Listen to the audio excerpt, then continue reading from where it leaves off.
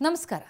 ವಿಶ್ವದಾದ್ಯಂತ ಇರುವ 140 ಕೋಟಿ ಕ್ಯಾಥೋಲಿಕ್ ಕ್ರಿಶ್ಚಿಯನ್ನರ ಧರ್ಮಗುರು ಈಸ್ಟರ್ ಮರುದಿನ ಕೊನೆಯುಸಿರೆಳೆದಿದ್ದಾರೆ. ಅವರಿಗೆ 88 ವರ್ಷ ಆಗಿತ್ತು.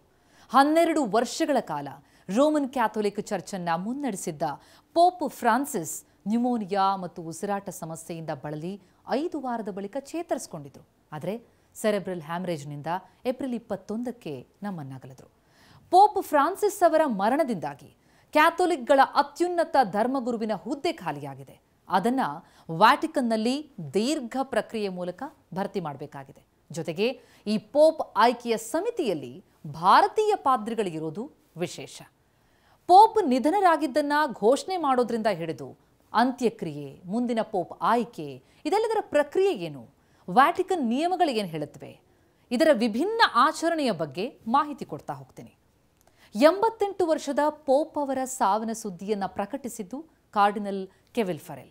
ಆದರೆ ಇದಕ್ಕೂ ಮೊದಲು ಪೋಪ್ ಸಾವನ್ನ ಖಚಿತಪಡಿಸಿಕೊಳ್ಳೋದಕ್ಕೆ ಒಂದು ಪದ್ಧತಿ ಇದೆ.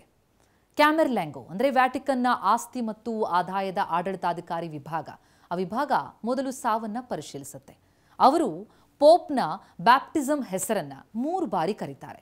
ಯಾವುದೇ ಪ್ರತಿಕ್ರಿಯೆ ಬರಲಿಲ್ಲ ಅಂತಂದ್ರೆ ಪೋಪ್ ನಿಧನರಾಗಿದ್ದಾರೆ ಅಂತ ಘೋಷಿಸ್ತಾರೆ. ಆದರೆ ಇದಕ್ಕೂ ಮುಂಚೆ ಇದ್ದಂತಹ ಪದ್ಧತಿ ವಿಭಿನ್ನವಾಗಿತ್ತು. ಈ ಹಿಂದೆ ಪೋಪ್ಗಳ ಸಾವನ್ನ ಅವರ ತಲೆಗೆ 3 ಬಾರಿ ಬೆಳ್ಳಿ ಸುತ್ತಿಗೆಯಿಂದ ಹೊಡೆಯೋ ಮೂಲಕ ಖಚಿತಪಡಿಸ್ಕೊಳ್ತಾ ಇದ್ರು. 1963ರ ನಂತರ ಈ ಪದ್ಧತಿ ಕೊನೆಯಾಯಿತು. ಪೋಪ್ ನಿಧನದ ಸುದ್ದಿಯನ್ನ ಸಾರ್ವಜನಿಕರಿಗೆ ಮೊದಲು ಕೊಡೋದು ವ್ಯಾಟಿಕನ್ ಸಿಟಿ ಬೆಸಿಲಿಕಾದ ಸೈಂಟ್ ಪೀಟರ್ಸ್ ಶೋಕ ಗಂಟೆಯ ಮೂಲಕ. ಪೋಪ್ ಜೀವಿತಾವಧಿ ಎಷ್ಟು ವರ್ಷನೋ ಅಷ್ಟು ಸಲ ಗಂಟೆ ಬಡಿಯಲಾಗತ್ತೆ. ಅಂದರೆ ಪೋಪ್ ಫ್ರಾನ್ಸಿಸ್ ಅವರ ಸಾವಿನ ಸುದ್ದಿ ತಲುಪಿದ್ದು 88 ಬಾರಿ ಶೋಕ ಗಂಟೆಯನ್ನು ಬಾರಿಸೋ ಮೂಲಕ. ಈ ವ್ಯಾಟಿಕನ್ ತನ್ನ ಅಧಿಕೃತ ಮಾರ್ಗಗಳ ಮೂಲಕ ಪೋಪ್ ನಿಧನರಾಗಿದ್ದಾರೆ ಅಂತ ಜಗತ್ತಿಗೆ ತಿಳಿಸಿದ ಮೇಲೆ ಪೋಪ್ ಅಪಾರ್ಟ್ಮೆಂಟನ್ನು ಕ್ಯಾಮೆರ್ಲೆಂಗೋ ಲಾಕ್ ಮಾಡುತ್ತೆ. ಅಂದರೆ ಹಿಂದಿನ ಕಾಲದಲ್ಲಿ ಲೂಟಿ ಆಗ್ತಾ ಇತ್ತಾ, ಲೂಟಿ ಮಾಡೋದನ್ನು ತಡೆಯೋದಕ್ಕೆ ಈ ರೀತಿ ಕ್ರಮ ವಹಿಸಲಾಗ್ತಿತ್ತು ಅಂತ ಹೇಳಲಾಗುತ್ತೆ. ಕ್ಯಾಮೆರ್ಲ್ಯಾಂಗೋ ಫಿಶರ್ಮ್ಯಾನ್ ಉಂಗುರ ಮತ್ತು ಪೋಪ್ ಅವರ ಮುದ್ರೆಯನ್ನು ನಾಶ ಮಾಡುವಂಥ ವ್ಯವಸ್ಥೆ ಮಾಡ್ತಾರೆ. ಇದು ಆ ನಿರ್ದಿಷ್ಟ ಪೋಪ್ ಅಂದರೆ ಇದ್ರಲ್ಲ ಪೋಪ್ ಅವರ ಆಳ್ವಿಕೆಯ ಅಂತ್ಯವನ್ನು ಸಂಕೇತಿಸುತ್ತೆ ಮತ್ತು ಅದು ಯಾವುದರಿಂದಲೂ ಕೂಡ ಮಿಸ್ಯೂಸ್ ಆಗಬಾರ್ದು ಅನ್ನೋ ಕಾರಣಕ್ಕಾಗಿ ನಿಯಮ ಇರೋದು. ಹೊಸ ಪೋಪ್ ನಿಯುಕ್ತಿಯನ್ನು ನಿಯಂತ್ರಿಸುವ ಯೂನಿವರ್ಸಿ ಡೊಮಿನಿಸ್ ಗ್ರೆಗಿಸ್ ಸಂವಿಧಾನದ ಪ್ರಕಾರ ಪೋಪ್ ಅವರ ಅಂತ್ಯಕ್ರಿಯೆಯನ್ನು ಅವರ ಮರಣದ ನಂತರ 4 ರಿಂದ 6 ದಿನದಲ್ಲಿ ನಡೆಸಲಾಗುತ್ತೆ. ನಂತರ ಪೋಪ್ ಅವರನ್ನು ಬೇರೆಡೆ ಸಮಾಧಿ ಮಾಡೋದಕ್ಕೆ ಅವರು ವಿನಂತಿಸದೇ ಇದ್ದಲ್ಲಿ ಸಾಮಾನ್ಯವಾಗಿ ಸೈಂಟ್ ಪೀಟರ್ಸ್ ಬೆಸಿಲಿಕಾದಲ್ಲಿ ಅವರನ್ನು ಸಮಾಧಿ ಮಾಡಲಾಗುತ್ತೆ. ಆದರೆ ಪೋಪ್ ಫ್ರಾನ್ಸಿಸ್ ಅವರ ಇಚ್ಛೆ ಏನಿತ್ತು ಅಂತಂದರೆ ರೋಮ್ನಲ್ಲಿರುವಂತಹ ಸಾಂಟಾ ಮರಿಯಾಮಾಗಿ ಯೋರ್ ಬೆಸಿಲಿಕಾದಲ್ಲಿ ಮಣ್ಣು ಮಾಡಬೇಕು ಅಂತ ಅದರಂತೆ ಮಣ್ಣಾಗಲಿದ್ದಾರೆ. ಸಂಪ್ರದಾಯದ ಪ್ರಕಾರ ಪೋಪ್ ಅಂತ್ಯಕ್ರಿಯೆ ವೇಳೆ 3 ಖಾಲಿ ಶವಪೆಟ್ಟಿಗೆಗಳನ್ನು ಮಣ್ಣು ಮಾಡಲಾಗುತ್ತೆ. 9 ದಿನಗಳ ಶೋಕಾಚರಣೆ ಇರೋದು. ನಂತರ ಮುಂದಿನ ಪೋಪ್ ಆಯ್ಕೆ. ಅದಕ್ಕಾಗಿ ಪೋಪ್ ಸಮಾವೇಶ ಪೋಪ್ ಮರಣದ ಸುಮಾರು 15 ರಿಂದ 20 ದಿನ ಆದ ಮೇಲೆ ಆರಂಭ ಆಗುತ್ತೆ. 80 ವರ್ಷಕ್ಕಿಂತ ಕಡಿಮೆ ವಯಸ್ಸಿರುವಂತಹ ಕಾರ್ಡಿನಲ್ಗಳು ಈ ರಹಸ್ಯ ಪ್ರಕ್ರಿಯೆಗಾಗಿ ವ್ಯಾಟಿಕನ್ನಲ್ಲಿ ಒಟ್ಟುಗೂಡ್ತಾರೆ. ಈಗಿರುವ ವಿಶ್ವದ ಕುತೂಹಲ ಅದೇ, ವ್ಯಾಟಿಕನ್ ಮುಂದಿನ ಪೋಪ್ ಯಾರು? ಪೋಪ್ ಫ್ರಾನ್ಸಿಸ್ ಅವರ ಉತ್ತರಾಧಿಕಾರಿಯ ಆಯ್ಕೆ ಪ್ರಕ್ರಿಯೆಯಲ್ಲಿ ಭಾರತದಿಂದ 4 ಕಾರ್ಡಿನಲ್ಗಳು ಭಾಗವಹಿಸಲಿದ್ದಾರೆ.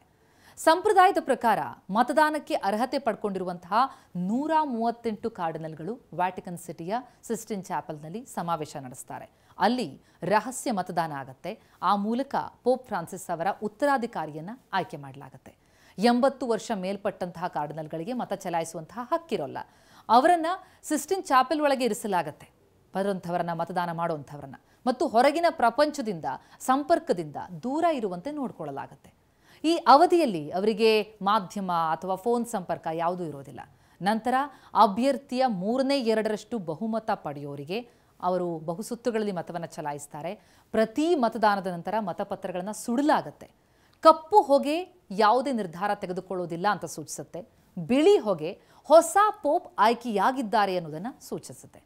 ಮತ ಚಲಾಯಿಸುವಂತಹ ಈ ಅರ್ಹ 134 ಕಾರ್ಡಿನಲ್ಗಳ ಪೈಕಿ ಭಾರತೀಯ ಪಾದ್ರಿಗಳಿಗೂ ಅವಕಾಶ ಇದೆ. ಭಾರತದ 6 ಕಾರ್ಡಿನಲ್ಗಳ ಪೈಕಿ 2 ನಿಗದಿತ ವಯಸ್ಸಿನ ಮಿತಿಯನ್ನು ದಾಟಿದ್ದಾರೆ, ಅಂದರೆ 80 ದಾಟಿದ್ದಾರೆ. 4 ಮತ ಚಲಾಯಿಸುವಂತಹ ಅರ್ಹತೆ ಪಡ್ಕೊಂಡಿದ್ದಾರೆ. ಹಾಗಿದ್ರೆ ಯಾರ್ಯಾರವರು? ಅವ್ರ ಬಗ್ಗೆ ನೋಡ್ತಾ ಹೋಗೋಣ. 51 ವರ್ಷದ ಕಾರ್ಡಿನಲ್ ಜಾರ್ಜ್ ಭಾರತೀಯ ಕಾರ್ಡಿನಲ್ಗಳ ಪೈಕಿ ಅತ್ಯಂತ ಕಿರಿಯ ವಯಸ್ಸಿನವರು. ಕೇರಳದ ಸಿರೋ ಮಲಬಾರ್ ಚರ್ಚ್ನಲ್ಲಿ ಆರ್ಚ್ ಬಿಷಪ್ ಆಗಿದ್ದಾರೆ. ವ್ಯಾಟಿಕನ್ ರಾಜತಾಂತ್ರಿಕರಾಗಿದ್ದಾಗ ಪೋಪ್ ಫ್ರಾನ್ಸಿಸ್ ಅವರ ವಿದೇಶ ಪ್ರವಾಸಗಳನ್ನು ಆಯೋಜಿಸಿದರು. 2004ರಲ್ಲಿ ಪಾದ್ರಿಯಾಗಿ ಆಯ್ಕೆಯಾದರು. 2024ರಲ್ಲಿ ಕಾಲೇಜ್ ಆಫ್ ಕಾರ್ಡಿನಲ್ಸ್ ಸದಸ್ಯರಾಗಿ ಬಡ್ತಿ ಪಡೆದಿದ್ರು. ರೇಸ್ನಲ್ಲಿದ್ದಾರೆ.